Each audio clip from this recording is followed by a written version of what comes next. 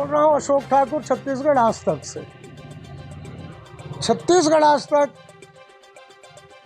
को news room की जरूरत नहीं होती और हम न्यूज रूम से ही बात नहीं करते, जमीनी हकीकत को जानते हैं।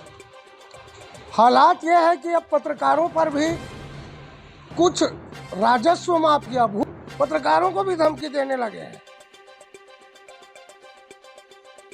कुछ दिनों पहले आपने YouTube में देखा है CG बॉक्स पे कि देवेश तिवारी अमोरा ने बसंत अग्रवाल के काले चिट्ठों को सामने रखा और तह दर तह रखा। उसके बावजूद उनको धमकी मिल रही है।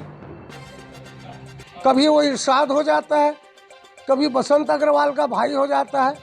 मैं आज तक बसंत अग्रवाल से मिला नहीं और मिलना उचित भी नहीं समझता, क्योंकि वो मेरे लेवल का आदमी नहीं है और मैं अपने लेवल के आदमी से ही मिलता हूँ। छत्तीसगढ़ आज तक का एक अपना महत्व रहा है कि वो अपने मयार, अपने स्तर के लोगों से मिलता है, अपने लोगों के स्तर की खबर रखता है और अपने से छोटे लोगों को जिनको तकलीफ रहती है हम उनकी खबर को दिखाते हैं। और अन्य एन के प्रकार कई माफिया है यहाँ पे, बिल्डर माफिया, इनसे हमको मिलने की जरूरत नहीं है। इनके काले चिट्ठे को हम खोल लेते हैं, निकाल लेते हैं। कागज कहता है, दस्तावेज कहता है। तो आखिरकार ये पत्रकारों को धमकी देने का सिलसिला पुलिस कमिश्नरी प्रशासन में कब से लागू हो गया? ये जो छोटभैया गुंडे हैं, कुछ गांजा बेच रहे हैं, कुछ दारू बेच रहे हैं, कुछ चाकूबाज हैं, बस इन्हीं की गिरफ्तारी हो सकती है और ये भू माफियाओं की गिरफ्तारी नहीं होगी।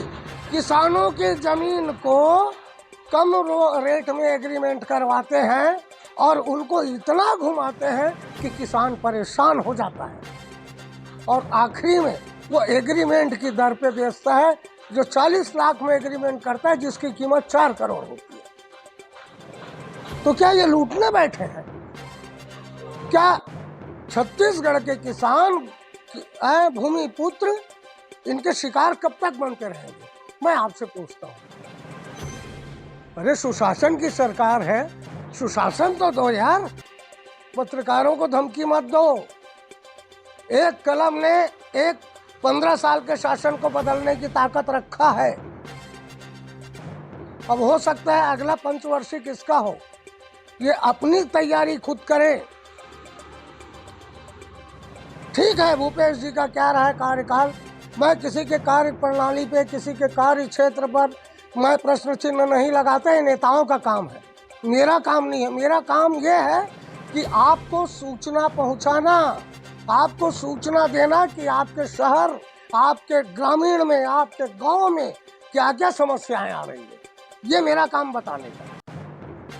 सोचने का काम आपका है और करने का काम इन अधिकारियों का है। तहसीलदार पटवारी जो बैठे हैं चंद रुपए के लालच में अपने ईमान को बेच रहे हैं। नमस्कार, मामला आता है बसंत अग्रवाल का फिर से